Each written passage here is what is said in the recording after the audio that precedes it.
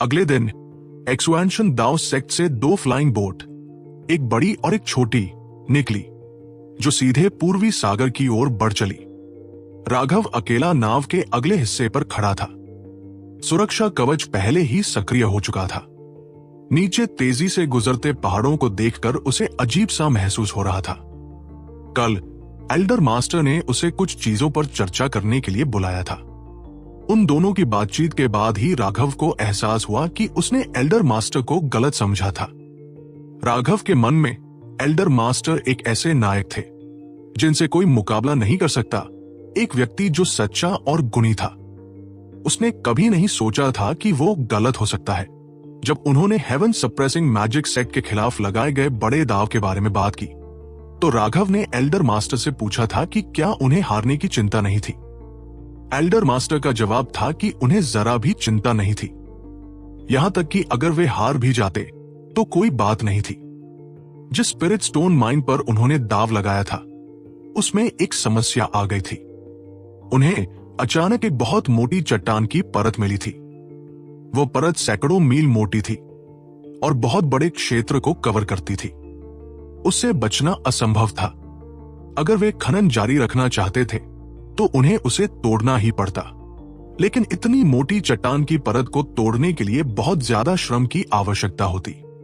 सबसे महत्वपूर्ण बात, किसी को नहीं पता था कि नीचे और स्पिरिट स्टोन है या नहीं, और अगर थे भी तो अगर वे पर्याप्त नहीं होते तो चट्टान को तोड़ने में हुए नुकसान की भरपाई नहीं हो पाती। अभी स्पिरिट स्टोन माइन में उत्पादन बंद हो चुका था। सभी मजदूर इस बात की संभावना का अध्ययन कर रहे थे कि क्या नीचे और स्पिरिट स्टोन है और कितनी मात्रा में। उनके अध्ययन के परिणाम उत्साहजनक नहीं थे। नीचे अभी भी स्पिरिट स्टोन होने की संभावना केवल 50% थी, और अगर थे भी तो खदान की मौजूदा स्थिति के आधार पर मात्रा बहुत ज्यादा नहीं होगी। ऐसा लग रहा था कि वे चट्टान को तोड़ने की लागत की भरपाई भी नहीं कर पाएंगे। इसलिए ये विशाल स्पिरिट स्टोन माइन एक्सुएंशन दाओ सेक्ट के लिए एक सिरदर्द बन गई थी। बस यह कि क्या उन्हें खुदाई जारी रखनी चाहिए या नहीं, यही एक समस्या थी। और इसलिए एल्डर मास्टर ने इस पर दाव लगाते हुए जरा भी माथे पर शिकन नहीं लाई थी। वो पहले ही इस खदान को छोड़ चुके थे क्योंकि उनके पास इस पर जोखिम लेने के लिए पैसा नहीं था। जहां तक लाइफ स्टार बीड की बात है, तो यह सुनकर राघव और भी हैरान रह गया।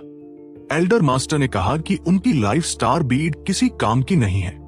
जब लाइफ स्टार विशेषज्ञ अपने क्षेत्र में प्रवेश करते हैं तो वे अपनी जीवन भर की कल्टीवेशन की समझ को पीछे छोड़ देते हैं। ये एक अत्यंत कीमती कल्टीवेशन विरासत होती है।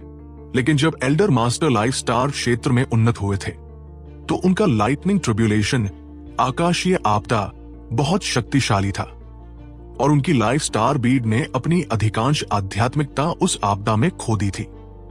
एल्डर मास्टर द्वारा छोड़ी गई विरासत अधूरी थी। वो मूल रूप से बेकार थी। ये सुनकर राघव पूरी तरह से हक्का बक्का रह गया। ये तो हद दर्जे की बुराई थी। उन्होंने असल में 2 बेकार की चीजों को दूसरे व्यक्ति के कारोबार के खिलाफ दांव पर लगा दिया था। अगर बिलाल को इस बारे में पता चला तो क्या वो गुस्से से मर नहीं जाएगा? हालांकि एल्डर मास्टर ने राघव को बताया कि प्रक्रिया महत्वपूर्ण नहीं है, केवल परिणाम ही महत्वपूर्ण है। उसे खुद को सीमित नहीं करना चाहिए। कल्टीवेशन की दुनिया में सभी नियम केवल बदमाशों का खेल है। विजेता वो होता है जो ज्यादा बेशर्म होता है। अगर आप अंत तक एक सम्माननीय व्यक्ति की तरह कार्य करना चाहते हैं तो आपका अंत वास्तव में जल्दी और दयनीय रूप से होगा। पिछले एल्डर मास्टर ने नियमों का बहुत अच्छे से पालन किया था। वह सीधा साधा, खुले तौर पर और स्पष्ट रूप से कार्य करता था। लेकिन उसका क्या नतीजा निकला? एक्सुएंशन दाओ सेक्ट की मौजूदा दुर्दशा। वो अपने दृष्टिकोण से चीजों पर विचार कर रहा था, बजाय दाओ सेक्ट के लाखों शिष्यों के बारे में सोचने के। ये नेतृत्व का एक साधारण तरीका था। जब एल्डर मास्टर ने यह कहा तो उन्होंने जानबूझकर राघव की ओर गहराई से देखा। उनका अर्थ स्पष्ट था। कल्टीवेशन की दुनिया में जीवित रहने के लिए उसे किसी भी आवश्यक तरीके का इस्तेमाल करने को तैयार रहना होगा। उसे आंख बंद करके एक नायक बनने की कोशिश नहीं करनी चाहिए और इस तरह उसके हाथ बंधे नहीं होने चाहिए। इससे बहुत सारे लोग मर सकते हैं। लगता है मैं सच में बहुत अपरिपक्व हूं। राघव आह भरे बिना नहीं रह सका। जैसा कि अपेक्षित था, एल्डर मास्टर की बुद्धिमत्ता की तुलना उसके जैसा छोटा नौसिखिया नहीं कर सकता था। एल्डर मास्टर में एक खास तरह का आकर्षण था। ऐसा लगता था जैसे चाहे कुछ भी हो जाए, सब कुछ उनके नियंत्रण में होगा। अपनी रणनीतियों से वो हजारों मील दूर से भी जीत हासिल करने में सक्षम थे। ऐसा लगता था कि उनके मौजूद होने पर कोई समस्या नहीं होगी। जहां तक राघव की बात है, उसमें नियंत्रण की कमी थी, लेकिन उसके पास इसका कोई उपाय नहीं था। वो अपनी कमजोरियों से अच्छी तरह वाकिफ था। एल्डर मास्टर ने खुद भी कहा था कि राघव उनसे कम बुद्धिमान नहीं था। बस इतनी सी बात थी कि एक बार जब उसका गुस्सा भड़क जाता था तो वो सारी बुद्धिमत्ता गायब हो जाती थी। जो भी हो, हर किसी के अपने रास्ते होते हैं और मैं बस अपने रास्ते पर चल सकता हूं। कुछ चीजें सिर्फ चाहने से नहीं मिल जाती। राघव ने गहरी आह भरी और अंगड़ाई ली। राघव, तुम यहां क्यों भाग कर आ गए? हम सब तुम्हें ही ढूंढ रहे थे। उसने मुड़कर देखा तो सीमा, नेहा, शांभवी और रंजिता उसकी ओर आ रहे थे। ओ, क्या ये एक्सपेंशन दाओ सेक्ट की 4 महान सुंदरियां हैं? मैं सम्मानित महसूस कर रहा हूं कि आप सब मुझे ढूंढ रही हैं। राघव हंसा। नेहा ने आंखें घुमाई और कहा, थोड़ा तो तहजीब रखो। तुम अब एक कमांडर हो, इसलिए थोड़ा सम्मान रखो। तुम सही कह रही हो। आप लोगों ने इस तुच्छ व्यक्ति को अपनी उपस्थिति से सम्मानित किया है। मुझे आप लोगों को लेने आना चाहिए था। मुझे विश्वास नहीं हो रहा कि मुझ में इतनी शिष्टाचार की कमी थी। कृपया आइए बैठिए और मुझे आपको थोड़ी चाय पिलाने दीजिए। राघव ने तुरंत एक सम्मानित मुद्रा अपना ली। जब मैंने सम्मान रखने को कहा तो मेरा मतलब इस तरह की बकवास से नहीं था। नेहा हंसते हुए राघव को धक्का देकर अंदर ले गई, जहां वे सब एक पत्थर की मेज के चारों ओर बैठ सके। राघव, मैंने सुना है कि तुम्हें भविष्य देखना आता है। क्या तुम मेरा भविष्य बता सकते हो? शांभवी ने अचानक से कहा। राघव ने अपना हाथ हिलाया। कैसा भविष्य देखना? वो सब तो बस मूर्खों को धोखा देने के लिए इस्तेमाल की जाने वाली बकवास है। जैसे ही उसने ये कहा, उसे एहसास हुआ कि रंजिता उसे करीब से घूर रही थी। उसे तुरंत एहसास हुआ कि उसे धोखा दिया गया है। देखा बहन रंजिता, मैंने तुमसे कहा था कि वो सिर्फ एक धोखेबाज है। उसके पास कोई भी हेवन पेयरिंग एबिलिटीज नहीं हो सकती, लेकिन तुमने मानने से मना कर दिया। शांभवी हंसी। रंजिता का चेहरा अब थोड़ा असहज था। राघव ने मन ही मन कसम खाई, लेकिन क्या उन्हें लगता था कि वे सचमुच उसे ऐसे हरा सकते हैं? जब लोगों को ठगने की बात आती थी तो उसने कभी भी खुद से बड़ा कोई सामना नहीं किया था। भाग्य में अंतर्निहित दुनिया के रहस्य और इच्छा के परिणाम शामिल होते हैं। उन दोनों के आपस में विलय होने से स्वर्ग, पृथ्वी, मनुष्य, देवता और भूत की 5 आत्माओं के साथ नींव के रूप में धातु, लकड़ी, पानी, आग और पृथ्वी के 5 तत्वों के साथ परिवर्तन के रूप में अनगिनत संभावनाएं हैं।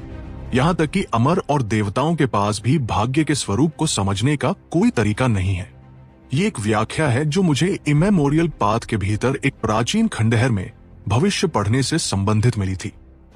भविष्य लगातार बदल रहा है और इसमें स्वर्ग और पृथ्वी के भीतर की सभी चीजें शामिल है।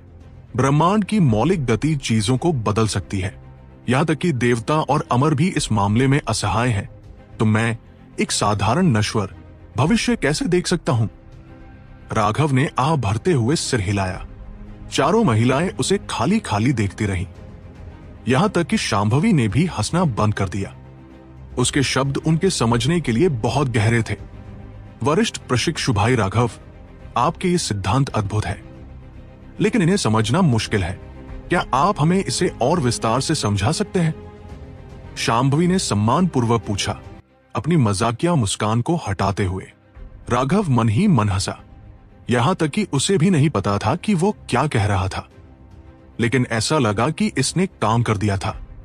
उसने सिर हिलाया।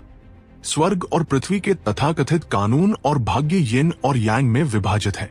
अपने आप में यिन जीवित नहीं रह सकता और यांग बढ़ नहीं सकता। आपके भ्रमित होने का कारण यह है कि आप केवल चीजों का एक पक्ष देखते हैं। जबकि आप दूसरे पक्ष के प्रति अंधे हैं। इसीलिए जो चीजें आप देखते हैं वे हमेशा वही होती हैं जो आप देखना चाहते हैं, लेकिन जरूरी नहीं कि वे चीजों का सच्चा सार हो। जहां तक हेवन पेयरिंग आर्ट की बात है जिसके बारे में आप बात करती हैं, वो कुछ लोगों द्वारा हेवनली दाउस की इच्छा के छोटे से धागे को झांकने से ज्यादा कुछ नहीं है। वे बस उस छोटे से अंश से सामान्यीकरण करते हैं। भविष्य की गणना अतीत में देखने के विपरीत है। अतीत में देखना आसान है क्योंकि आप परिणामों का उपयोग कारणों की गणना के लिए करते हैं। बेशक ऐसी चीज बेकार है, लेकिन जब भविष्य की भविष्यवाणी करने की बात आती है तो सिर्फ एक भविष्यवाणी करने से भी थोड़ा बदलाव होगा। वर्तमान का उपयोग करके भविष्य की गणना करके आपने एक नया भविष्य बनाया है जो पुराने भविष्य से अलग होगा। इसीलिए मैंने कहा कि भविष्य बताने वाले सभी धोखेबाज होते हैं। कोई भी किसी व्यक्ति का भविष्य सटीक रूप से नहीं बता सकता।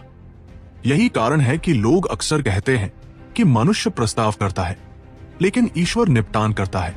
जब भविष्य बताने की बात आती है तो कोई भी जो कहता है वो भरोसेमंद नहीं होता है, लेकिन जब चेहरा पढ़ने की बात आती है तो मैं वास्तव में काफी कुशल हूं। तो आपके भविष्य को बताने के बजाय मैं आपका चेहरा क्यों न पढ़ूं? शांभवी, क्या आप कोशिश करना चाहती हैं? राघव ने पूरी गंभीरता के साथ बकवास की। चारों महिलाओं को लगा कि वे आधा समझ रही हैं और आधा नहीं। यहां तक कि सीमा और नेहा जैसी राघव से परिचित महिलाएं भी मूर्ख बन गई, क्योंकि राघव के शब्द वास्तव में उचित लग रहे थे। ध्यान से सुनने पर ऐसा लग रहा था कि उनमें असीम गूढ़ताएं हैं। आप मेरा चेहरा कैसे पढ़ेंगे? शांभवी हिल गई थी। वो इस चेहरा पढ़ने के बारे में अपना ज्ञान बढ़ाना चाहती थी, क्योंकि राघव ने पहले जो कहा था वो बहुत गहरा था। मेरा चेहरा पढ़ना वास्तव में एक विशेष सर्वव्यापी संस्करण है।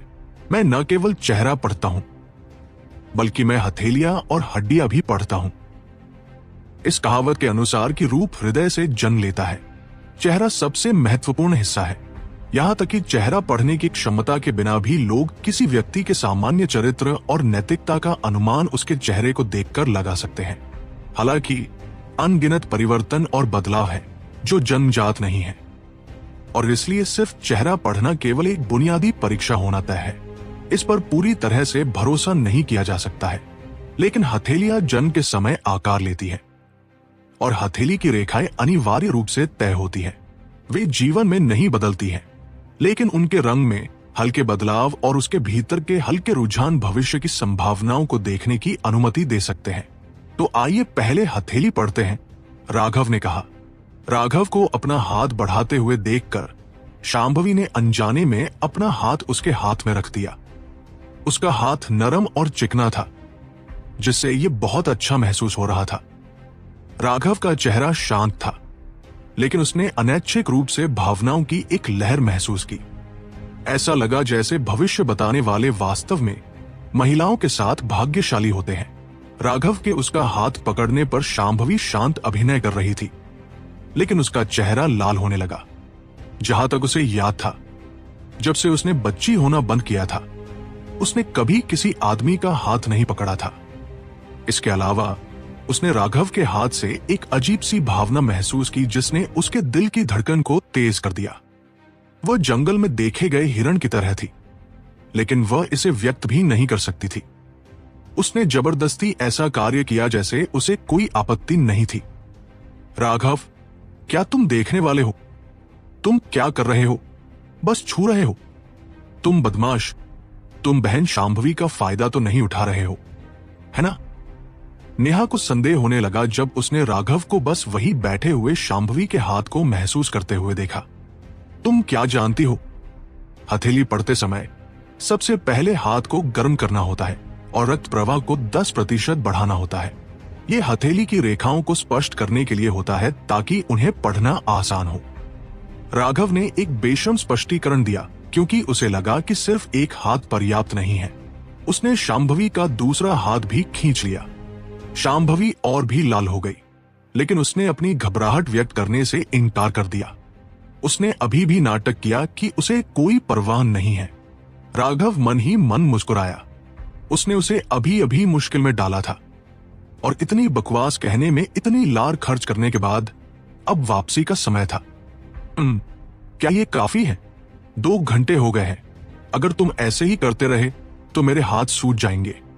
शांभवी आखिरकार और सहन नहीं कर सकी। ओह, मुझे लगता है कि ये काफी अच्छा है। राघव तुरंत शर्मिंदा हो गया। भावना बहुत अच्छी थी और वह नरम और कोमल भावना का आदी हो गया था। मुझे बताओ, शांभवी ने कहा। वह देखना चाहती थी कि उसका किस तरह का मूल्यांकन था। ठीक है, ये हाथ बुरा नहीं है। जैसे ही राघव के शब्द गूंजे, उसने हवा में एक बुरा बदलाव महसूस किया। जब मैं फेरी शांभवी की हथेली की रेखाओं को बुरा नहीं कहता, तो मेरा मतलब है कि रेखाएं स्पष्ट हैं और उनके हाथ स्वस्थ हैं। लेकिन जब उनकी किस्मत की बात आती है तो हालात इतने अच्छे नहीं दिखते। उनकी हथेली की रेखाओं में 3 स्पष्ट चौराहे हैं और आखिरी वाला सबसे साफ है। इसका मतलब है कि फेरी शांभवी को जीवन में कम से कम 3 मुश्किलों का सामना करना पड़ेगा और तीसरी सबसे मुश्किल होगी। राघव ने पूरे आत्मविश्वास के साथ शांभवी का हाथ पकड़ते हुए बेझिझक कहा। शांभवी के चेहरे पर अविश्वास का भाव आ गया। उन्होंने राघव को हैरानी से घूरना शुरू कर दिया। उनकी आवाज कांप रही थी जब उन्होंने पूछा, आपको कैसे पता चला कि मेरे जीवन में 3 बड़े झटके लगे हैं? राघव भी चौंक गया। उसने सोचा भी नहीं था कि ये इतना आसान होगा। सच कहूं तो उसने तो बस एक ज्योतिषी की तरह ढोंग किया था। पहले एक गोलमोल बात कह दी और फिर एक ऐसा नंबर बताया जो न ज्यादा हो न कम। यह दूसरों को यकीन दिलाने का सबसे आसान तरीका था। किसी भी इंसान का जीवन कितना भी शांत क्यों न हो, ऐसा नहीं हो सकता कि सब कुछ हमेशा सुचारू रूप से चले। उन्हें हमेशा कुछ न कुछ रुकावटों का सामना करना पड़ता है या ऐसी चीजें होती हैं जो उन्हें नापसंद होती हैं और वो उनके दिमाग में रह जाती है। और जहां तक 3 नंबर की बात है, उसके सही होने की संभावना सबसे ज्यादा होती है। इसलिए ज्योतिषी अक्सर इसी नंबर को आधार बनाकर लोगों को बेवकूफ बनाते हैं।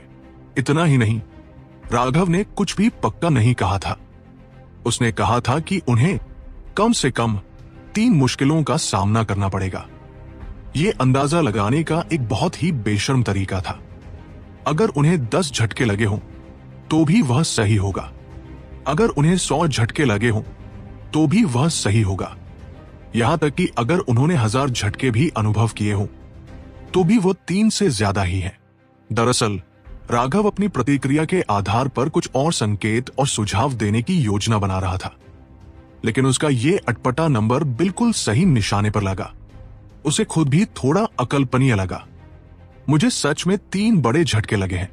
एक बार जब मैं छोटी थी और अभ्यास कर रही थी, तब एक दुर्घटना हुई और मेरी ऊर्जा उल्टी बहने लगी। मैं लगभग अपंग हो गई थी। एक बार जब मैं 20 साल की थी और मेरे पिता ने मुझे ट्रेनिंग के लिए पहाड़ों में भेजा, तब मेरे दुश्मनों ने छिपकर हमला किया और मैं लगभग अपनी जान गंवा बैठी। और पिछली बार जो मेरी बुरी हार हुई थी, वो तीसरा मौका था। राघव, क्या आपके पास सच में भविष्यवाणी करने की क्षमता है? शांभवी सदमे से भरी हुई थी। अगर मेरे पास नहीं होती तो क्या तुम्हें लगता है कि मैं इतनी बकबक करता? राघव ने पूरी बेशर्मी से शेखी बघारी। सीमा, नेहा और रंजिता भी उसे हैरानी से देख रही थी। शुरुआत में सीमा और नेहा को उसके इस काम पर शक था। उन्हें लगा कि वह कोई शरारत कर रहा है। उन्होंने उसे जारी रखने दिया क्योंकि ये किसी को नुकसान न पहुंचाने वाला मजाक था। और यहां तक कि ईर्ष्यालु नेहा भी इसे बस मुश्किल से स्वीकार कर पाई थी। लेकिन किसने सोचा होगा, राघव जैसे जैसे बोलता गया, उन्हें उस पर और यकीन होता गया। ऐसा लग रहा था कि राघव के पास सच में यह योग्यता है। नेहा की आंखों में थोड़ी सी श्रद्धा दिखने लगी। तो असल में राघव सच्ची काबिलियत वाला आदमी है। वह अर्जुन से अलग है जो अपनी हर चीज का प्रदर्शन करता है। राघव अपनी क्षमताओं को अच्छे से छुपाता है। अभी नेहा की नजर में राघव एक साधारण दिखने वाला, महान आंतरिक गुणों वाला ताकतवर इंसान था। हालांकि अगर उसे पता चलता कि उसका मकसद बस एक सुंदरी का फायदा उठाना था, तो क्या वो उसे गला नहीं दबा देगी? अपनी सुंदरियों के सामने एक और अद्वितीय सुंदरी का हाथ महसूस करना एक ऐसा एहसास था जिसका अनुभव दूसरे नहीं कर सकते थे। उन चारों को इतनी प्रशंसा से खुद को घुरते हुए देखकर राघव को खुद पर भी गर्व होने लगा। राघव, क्या आप मेरा भविष्य बता सकते हैं? शांभवी ने उत्सुकता से पूछा। सच कहूं तो यह महिलाओं का एक सामान्य पहलू था। शायद यह पुरुषों के लड़ाकू महसूस करने और किस्मत के खिलाफ जाने की चाहत का नतीजा था, जबकि महिलाएं जानना चाहती थी कि उनके भविष्य में क्या होगा। सांसारिक दुनिया में ज्योतिषी हमेशा महिलाओं को निशाना बनाना पसंद करते थे। बेशक एक और कारण यह था कि अगर वे उन्हें धोखा नहीं दे पाए तो कम से कम उनकी पिटाई तो नहीं होगी। राघव को हंसने का मन हुआ, लेकिन अब वो ये स्वीकार करने की हिम्मत नहीं कर सकता था कि वो अंधेरे में तीर चला रहा था, वरना शांभवी तुरंत दुश्मन बन जाएगी। अगर शेर की सवारी कर ली तो उतरना मुश्किल है। वह इस समय पीछे नहीं हट सकता था, वरना उसका पर्दाफाश हो जाता। हस्तरेखा अतीत को जानने के लिए होती है। अगर आपको भविष्यवाणी करनी है तो हस्तरेखा इतनी सटीक नहीं होगी। हमें अस्थिरेखा बोन रीडिंग करनी होगी, लेकिन अस्थिरेखा देखने पर नहीं बल्कि महसूस करने पर आधारित होती है। दूसरे शब्दों में यह पौराणिक अस्थि अनुभव भविष्यवाणी है, लेकिन आपके लिए यह ज्यादा उपयुक्त नहीं है। राघव ने अपना सिर हिलाया। उन चारों ने भी इस तरह की भविष्यवाणी के बारे में सुना था, लेकिन उन्होंने इसे कभी देखा नहीं था। वे इसके बारे में ज्यादा नहीं जानती थी। शांभवी का चेहरा लाल हो गया, लेकिन वह इसे दिल से चाहती हुई लग रही थी। आपको कहां छूना होगा? शांभवी ने पूछा। उसकी आवाज मच्छर से भी ज्यादा धीमी थी। खांसता है। सच कहूं तो हाथों को महसूस करना ही काफी है। दोनों पैरों की हड्डियां सहज चीजों पर ध्यान केंद्रित करती है, जबकि दोनों हाथों की हड्डियां भविष्य पर ध्यान केंद्रित करती है। हालांकि मैं इस तरह की भविष्यवाणी पहली बार कर रहा हूं। अगर मैं गलती कर बैठा या गलती से गलत जगह छू दी तो हमारे रिश्ते को नुकसान हो सकता है। इसलिए यह वास्तव में ज्यादा उपयुक्त नहीं है। हमें यही रुक जाना चाहिए। राघव अब पीछे हटने के लिए ढोल पीटने लगा था। उसे तो अपने कहे पर पछतावा होने लगा था। उसका पर्दाफाश होने वाला था, और अगर ऐसा हुआ तो उसे बाकी की जिंदगी के लिए शर्मिंदा होना पड़ेगा। बहनों, क्या तुम अभी के लिए जा सकती हो? मैं चाहती हूं कि राघव मेरा भविष्य पढ़ने में मदद करे। मैं देखना चाहती हूं कि क्या मैं 23 साल से ज्यादा जी पाऊंगी। शांभवी की आवाज में एक विनती थी। बाकी सब चौंक गई। उन्हें नहीं पता था कि वह क्या कह रही थी। जब मैं बच्ची थी तो मेरे पिता ने हेवनली फेट आइलैंड के एक विशेषज्ञ को मेरी किस्मत बताने के लिए आमंत्रित किया था। मैंने अनजाने में सुना कि उस विशेषज्ञ ने कहा था कि मेरे जीवन में 3 झटके होंगे, और उन 3 झटकों के बाद मेरी जिंदगी का अंत करीब आ जाएगा। मेरी निश्चित उम्र 23 से ज्यादा नहीं होगी। शांभवी ने दुख से कहा। राघव और बाकी सबने चौंक कर एक दूसरे को देखा। तो शांभवी के साथ सच में ऐसा अजीब अनुभव हुआ था। इसमें कोई आश्चर्य नहीं था कि जब राघव ने उसके जीवन में 3 झटकों का जिक्र किया तो उसने अचानक उस पर यकीन कर लिया। राघव ने अपना सिर हिलाया। क्या मैंने तुम्हें अभी नहीं बताया कि भविष्यवाणी बकवास है? यहां तक कि अगर वो हेवनली फेट आइलैंड का कोई विशेषज्ञ भी था तो भी वह ज्यादा से ज्यादा कुछ छोटी चीजों को ही देख सकता है, लेकिन भविष्य हमेशा अस्पष्ट और बदलता रहता है। कौन इसे स्पष्ट रूप से देख सकता है? यहां तक कि अगर यह निश्चित था कि तुम सिर्फ 23 तक ही जियोगी तो तुम्हें यह बताकर उसने कर्म की एक नई परत जोड़ दी। तुम जानती हो कि यह कर्म क्या है? जिस दिन तुमने सुना कि तुम सिर्फ 23 तक ही जियोगी, तुम्हारी किस्मत बदल गई। कौन ऐसी बकवास पर यकीन करेगा? राघव स्वाभाविक रूप से ऐसी चीजों पर नाक सिकोड़ता था। कोई भी असली कौशल वाला व्यक्ति बेतरतीब ढंग से ऐसी बात नहीं कहेगा, क्योंकि इससे मूल रूप से कर्म पैदा होगा। किसी व्यक्ति के लिए भविष्य पढ़कर उन्होंने उनकी किस्मत बदल दी थी। क्या ये ठीक उसी किस्मत के खिलाफ नहीं जाना था जो आकाश ने उनके लिए निर्धारित की थी?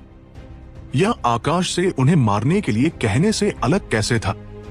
राघव, मैं आपसे विनती कर रही हूं। मैं बस ये जानना चाहती हूं। अगर आप मेरी मदद कर सकते हैं तो मुझे शांति मिल जाएगी। शांभवी ने विनती की।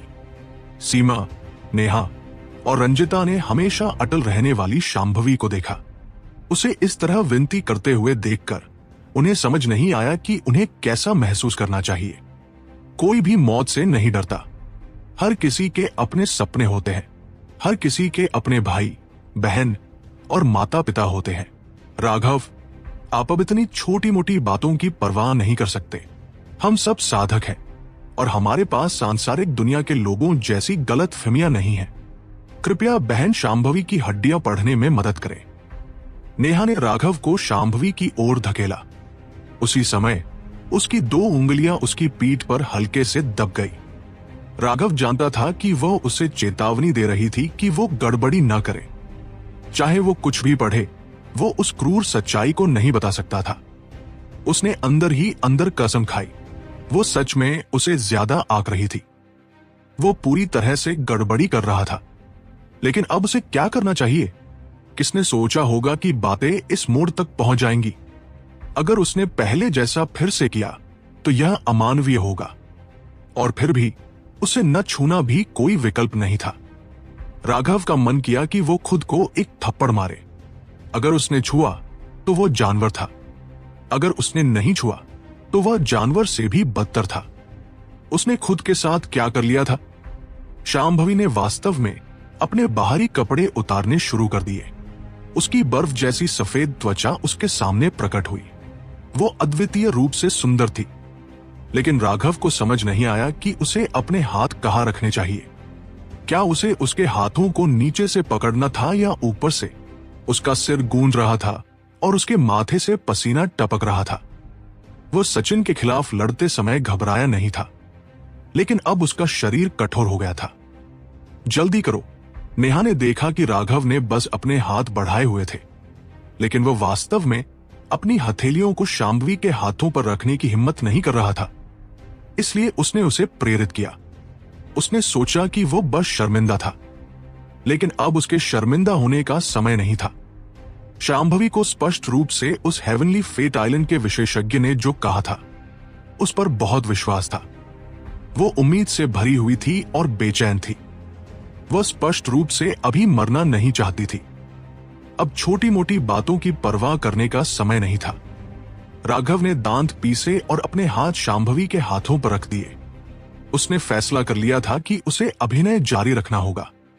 किसी भी हाल में उसे बस यही कहना था कि विशेषज्ञ पूरी तरह से बकवास था। लेकिन राघव जारी नहीं रखना चाहता था, क्योंकि यह सिर्फ थोड़ा फायदा उठाने जैसा नहीं था। अगर इस समय भी उसके मन में ऐसे विचार होते तो वो खुद को हीन समझता। अपने अभिनय को और ज्यादा विश्वसनीय बनाने के लिए उसने गुप्त रूप से 9 स्टार हेगेमन बॉडी आर्ट को संचालित करना शुरू कर दिया। उसने अपनी आंखें बंद कर ली और उसकी हथेलियों पर एक मुलायम रोशनी दिखाई दी। वो राघव का आध्यात्मिक युआन, स्पिरिचुअल युआन था। उसने शांभवी की हड्डियों को महसूस करने के लिए अपने आध्यात्मिक युआन का उपयोग किया। इस तरह बात ज्यादा आगे नहीं बढ़ेगी। जैसे ही राघव के हाथ शांभवी के हाथों पर घूमे, वह कांप उठी। उन बड़े हाथों से एक अजीब एहसास आया जिसने उसे लाल कर दिया और उसकी सांसें तेज हो गई। लेकिन जब राघव के हाथ शांभवी के कंधों तक पहुंचे तो वह अचानक झुंझला गया। उसके हाथ धीरे धीरे शांभवी के सीने की ओर बढ़ने लगे। आह! शांभवी ने अचानक चौंक कर चीख मारी।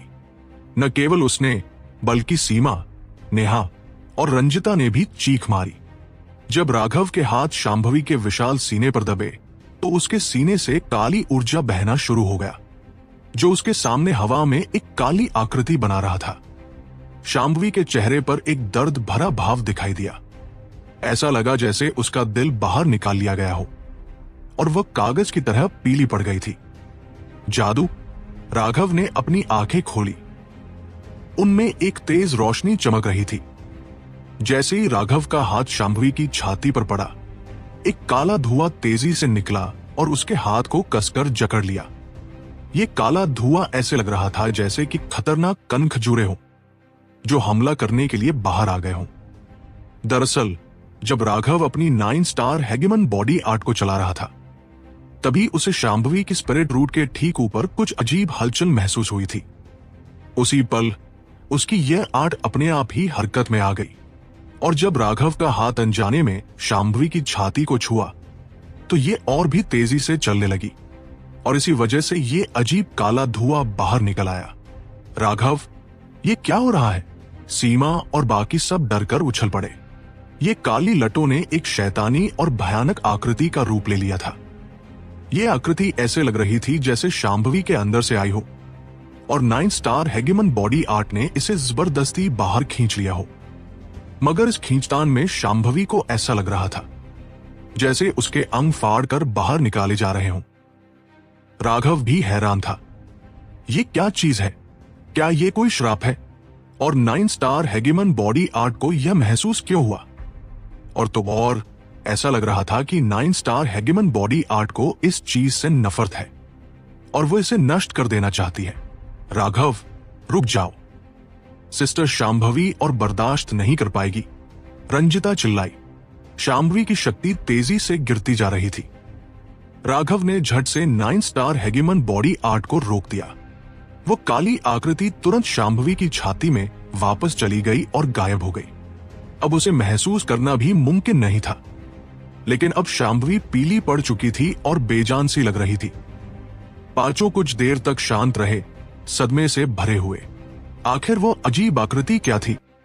राघव, वो क्या था? सीमा ने पूछा।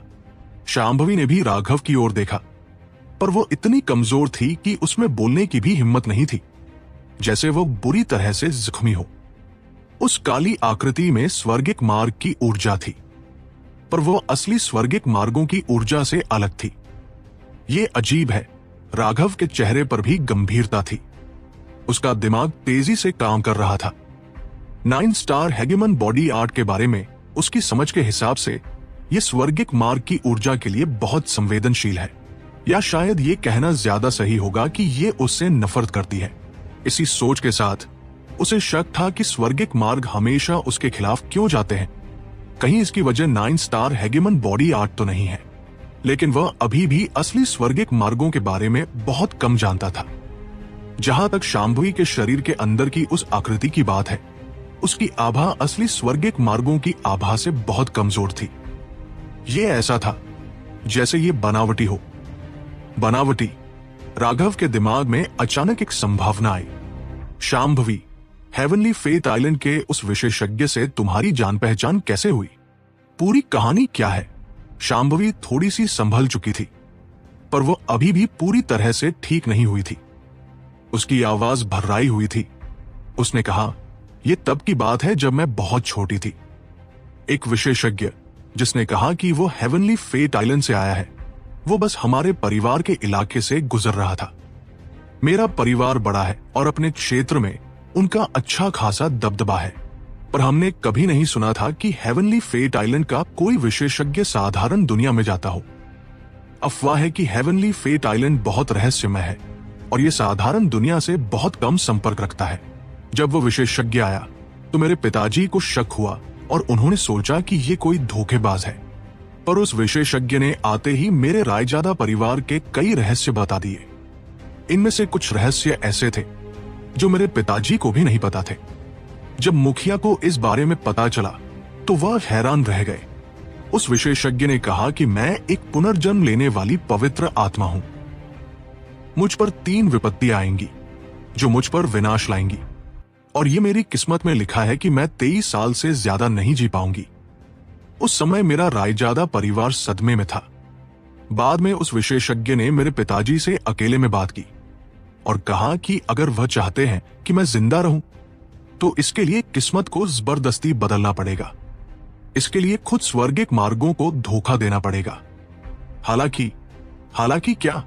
राघव ने पूछा। हालांकि उसने कहा कि मेरी किस्मत को जबरदस्ती बदलने से उसे बहुत कर्म उठाना पड़ेगा और वह इसे मुफ्त में नहीं करना चाहता था।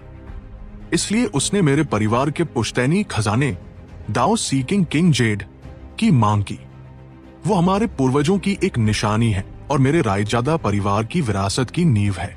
मेरे पिताजी ने स्वाभाविक रूप से मना कर दिया। विशेषज्ञ बस ठंडी हंसी हंसा और चला गया, ये कहते हुए कि अगर मेरे पिताजी को कभी पछतावा हो तो वो ग्रैंड एंशिएंट नेशन में हेवनली फेट पवेलियन जाकर उसे ढूंढ सकते हैं। फिर मेरी पहली विपत्ति आई। मेरा परिवार परेशान हो गया। क्योंकि मैं मेरे परिवार के लिए इस पीढ़ी में आगे बढ़ने की आशा थी। जहां तक मुखिया की बात है, उन्हें भी लालच आया और उनका मन हुआ कि वो पुश्तैनी खजाना दे दे, पर मेरे पिताजी इसके सख्त खिलाफ थे। उनका कहना था कि उस विशेषज्ञ की ठंडी हंसी साफ तौर पर एक छोटे इंसान की थी, जिसे मना करने पर गुस्सा आया था। उसमें एक विशेषज्ञ की झलक तक नहीं थी, इसलिए वह साफ तौर पर एक धोखेबाज था। पर जब मेरी दूसरी विपत्ति आई तो मेरे पिताजी भी डर गए। उन्होंने बहुत देर तक सोचा और अंत में उन्होंने मुझे अपने सामने बुलाया और कहा कि मैं फैसला कर सकती हूं। मैं डरी हुई थी, पर मैं जानती थी कि दाओ सीकिंग किंग जेड के बिना मेरा रायजादा परिवार अपनी नींव खो देगा और शायद तेजी से गिर जाए। इसलिए मैंने उस इंसान की भविष्यवाणी पर यकीन न करने का फैसला किया। यही वजह है कि मैं पूरी लगन से अभ्यास करती हूं, ताकि कोई मुझ पर उंगली न उठा सके।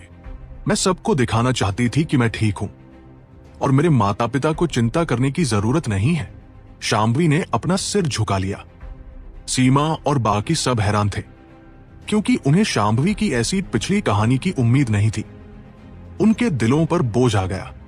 रंजिता ने शांभवी की पीठ पर हाथ फेरा, पर उसे समझ नहीं आया कि उसे तसल्ली देने के लिए क्या कहे। राघव कुछ देर तक शांत रहा और फिर पूछा, तुम्हारे परिवार के दाव सीकिंग किंग जेड का क्या असर है? ये एक प्राचीन जेड है जिसके चारों ओर मार्गाकर्षण बहता है। कुछ न करने पर भी ये एक इंसान को स्वर्गिक मार्गों के करीब महसूस कराता है। ये इंसान के मन को शांत रखता है। ये जायंशन क्षेत्र से नीचे के लोगों के लिए बहुत सहायक है। क्या यह सिर्फ जायंशन क्षेत्र से नीचे वालों के लिए ही उपयोगी है? राघव ने पूछा। हाँ, जायंशन क्षेत्र से ऊपर ये बेकार है। इसलिए हालांकि ये एक अच्छा खजाना है, पर यह किसी भी शक्तिशाली संप्रदाय को लालची नहीं बनाता, शांभवी ने समझाया। तो जो तुमने कहा उसके आधार पर मैं ये अंदाजा लगाऊंगा कि हेवनली फेट आइलैंड के इस तथाकथित विशेषज्ञ ने तुम्हारे साथ कुछ किया है। तुम्हारी स्पिरिट रूट के ऊपर ऊर्जा का एक अजीब गुच्छा छिपा हुआ है। जब मैंने तुम्हारी हड्डियां पढ़ी तो वो भड़क उठा। ऊर्जा के इस गुच्छे में स्वर्गिक मार्ग की ऊर्जा शामिल है, पर यह उस स्वर्गिक मार्ग की ऊर्जा से अलग है जिसे सेलेस्टियल लड़ते समय इस्तेमाल करते हैं। ये कर्म की ऊर्जा जैसी है और बहुत अजीब है। इसके अलावा ये ऊर्जा तुम्हारे स्पिरिट रक्त और यहां तक कि तुम्हारी आत्मा के साथ मिल चुकी है।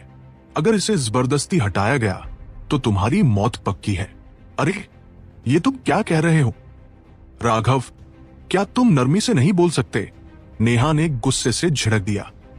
राघव तुरंत शर्मिंदा हो गया, क्योंकि उसने सच में गलत बोल दिया था। उसने जल्दी से कहा, पर तुम्हें चिंता करने की जरूरत नहीं है। जब हम संप्रदाय वापस जाएंगे तो हम एल्डर मास्टर से मदद के लिए कह सकते हैं और यह आसानी से ठीक हो जाएगा। पर शांभवी थोड़ी भी उत्साहित नहीं हुई। इसके बजाय उसने हल्के से अपना सिर हिलाया। एल्डर मास्टर मदद नहीं करेंगे। क्यों नहीं? क्योंकि हेवनली फेट आइलैंड जितना तुम सोचते हो उससे कहीं ज्यादा भयानक है। एक भी संप्रदाय ऐसा नहीं है जो उन्हें नाराज करना चाहता हो। वे किस्मत को नियंत्रित करते हैं और इसलिए उनके लिए एक संप्रदाय को नष्ट करना बहुत आसान है। सबसे भयानक बात यह है कि उनके काम सब छिपे हुए होते हैं। तुम्हें शायद यह भी पता न चले कि संप्रदाय कैसे कमजोर हो गया। शांभवी ने आह भरी। क्या ये इतना बढ़ा चढ़ाकर बताया गया है? क्या ये बहुत हास्यास्पद नहीं था? तब उन्हें भड़काने की हिम्मत कौन करेगा? सच कहूं तो ये वास्तव में ऐसा ही है। कोई भी उन्हें नाराज नहीं करना चाहता। सभी बड़े संप्रदाय हेवनली फेट आइलैंड की खुशामद करना चाहते हैं, इस डर से कि कहीं उनके साथ चुपके से कुछ बुरा न कर दिया जाए। यही हेवनली फेट आइलैंड का डर है, शांभवी ने कहा। अगर यह सच था तो वे सचमुच में दमदार थे, पर अगर वे दूसरों के खजानों से ईर्ष्या करते हैं तो वे सच में बहुत सिरदर्द है। शांभवी के परिवार का पुश्तैनी खजाना साफ तौर पर दूसरों के लिए बहुत उपयोगी नहीं था। हालांकि ऐसा लगता है कि इस विशेषज्ञ को इसकी जरूरत थी। राघव को 90% यकीन था कि इस विशेषज्ञ ने शांभवी के साथ कुछ किया था ताकि रायजादा परिवार को अपना खजाना सौंपने के लिए मजबूर किया जा सके। उसने घिनौने लोग देखे थे, पर उसने इतना घिनौना इंसान कभी नहीं देखा था। यहां तक कि धर्मनिरपेक्ष दुनिया के धोखेबाज भी लोगों को सिर्फ उनके पैसों से ठगते थे, न कि उनके पूरे परिवार की दौलत और उनकी जान से। सच कहूं तो ये इतना जटिल नहीं है। जब तक तुम एल्डर मास्टर को बताती हो, वो रीइंकार्नेशन मिरर का इस्तेमाल करके उस अजीब ऊर्जा को आसानी से मिटा सकते हैं। पहले तुम्हें यकीन नहीं था कि एल्डर मास्टर तुम्हारी मदद करेंगे, पर उन्हें गलत मत समझना। हालांकि वो एक आलसी इंसान की तरह दिखते हैं जो आराम से अपने दिन गुजार रहा हो, पर वह एक बहुत साहसी आदमी है। अगर तुम उनसे पूछोगी तो वो जरूर मदद करेंगे, राघव ने यकीन दिलाया। ऐसी अपटी बातें मत बोलो। एल्डर मास्टर को आलसी और आरामदायक कैसे कहा जा सकता है? क्या तुम्हें एल्डर मास्टर के तुम्हें निकाल देने का डर नहीं है? सीमा ने मुस्कुराते हुए डांटा। तनावपूर्ण माहौल काफी हल्का हो गया। शांभवी ने कहा, हालांकि इससे एक्सपेंशन दाओ सेक्ट पर मुसीबत जरूर आएगी। अगर मेरी वजह से एक्सपेंशन दाओ सेक्ट कमजोर होता है तो मैं मरना पसंद करूंगी। ये इतना गंभीर नहीं है। अभी तुम्हारी उम्र क्या है? राघव ने पूछा। वह जानना चाहता था कि उसके पास कितना समय बचा है। राघव को भरोसा था कि हेवनली फेथ आइलैंड के विशेषज्ञ ने शांभवी के अंदर स्वर्गिक मार्ग की ऊर्जा का इस्तेमाल करके एक बीज छोड़ दिया है, या शायद इसे एक श्राप कहा जाना चाहिए। किस्मत से जुड़ी कलाएं रहस्यमय और गहरी होती हैं। उन्हें शब्दों में बयान नहीं किया जा सकता, न ही उन्हें कम समझा जा सकता है। हेवनली फेट आइलैंड की ऐसी शोहरत होना यकीनन कोई इत्तेफाक नहीं है। राघव लापरवाह होने की हिम्मत नहीं कर सकता था। मैं पिछले महीने 22 साल की हुई, शांभवी ने कहा। दूसरे शब्दों में, उसका समय पूरा होने में 1 साल से भी कम बचा था। ओह, तुम तो राघव से थोड़ी बड़ी भी हो। नेहा थोड़ी हैरान थी। उसने हमेशा सोचा था कि शांभवी राघव से छोटी है। शांभवी की छाती की तरफ देखते हुए राघव ने मन ही मन सोचा कि वह सिर्फ थोड़ी ही बड़ी नहीं है। उसने अफसोस से आह भरी। अभी अभी वो पूरी तरह से उस ऊर्जा के गुच्छे पर ध्यान केंद्रित कर रहा था और उसने ठीक से महसूस नहीं किया। कितना बेकार हुआ। जैसे ही राघव के विचार सही चीजों से भटकने लगे, सीमा का हाथ चुपके से राघव की कमर की तरफ बढ़ा और उसे जोर से नोच लिया। हालांकि वह इससे उसे दर्द नहीं पहुंचा पाई, पर राघव जानता था कि उसकी आध्यात्मिक हलचल को महसूस कर लिया गया था। शांभवी, चिंता मत करो। अगर तुम्हें दाओ सेक्ट को फंसाने की चिंता है तो मैं तुम्हारी मदद करूंगा। मैं उस ऊर्जा को निकालने में तुम्हारी मदद के लिए एक औषधि का उपयोग कर सकता हूं, पर इस प्रक्रिया में शायद थोड़ा दर्द होगा, राघव ने कहा। राघव का वादा सुनकर शांभवी को काफी सुकून मिला। जिस बाहरी ऊर्जा को उन्होंने अनजाने में उकसा दिया था, उसके बाद उन्हें राघव की काबिलियत और उनकी बातों पर पूरा भरोसा हो गया था। अब तो उन्हें हेवनली फेट आइलैंड का वह नीच आदमी बिल्कुल पसंद नहीं आ रहा था। उन्होंने बचपन में ही उनके साथ इतना घिनौना काम किया था। वो तो जानवर से भी बदतर था। पर अभी शांभवी उस रहस्यमय ऊर्जा को बाहर निकालने की कोशिश नहीं कर सकती थी। उनका शरीर बहुत कमजोर था। उनकी आत्मा और आत्मिक शक्ति अभी अभी हिल गई थी। उन्हें आराम की सख्त जरूरत थी। खुशकिस्मती से अभी काफी समय था, इसलिए वे कुछ दिन इंतजार कर सकते थे। सीमा और रंजिता ने शांभवी को सहारा देकर वहां से जाने में मदद की। अब वहां सिर्फ राघव और नेहा बचे थे। नेहा अचानक शरारती अंदाज में मुस्कुराई। राघव, तुम्हें क्या लगता है, क्या वे बड़े हैं? राघव तुरंत गंभीर और संजीदा हो गए। क्या मजाक कर रही हो? उस वक्त तो मैं उन्हें बचाने पर पूरी तरह से ध्यान दे रहा था।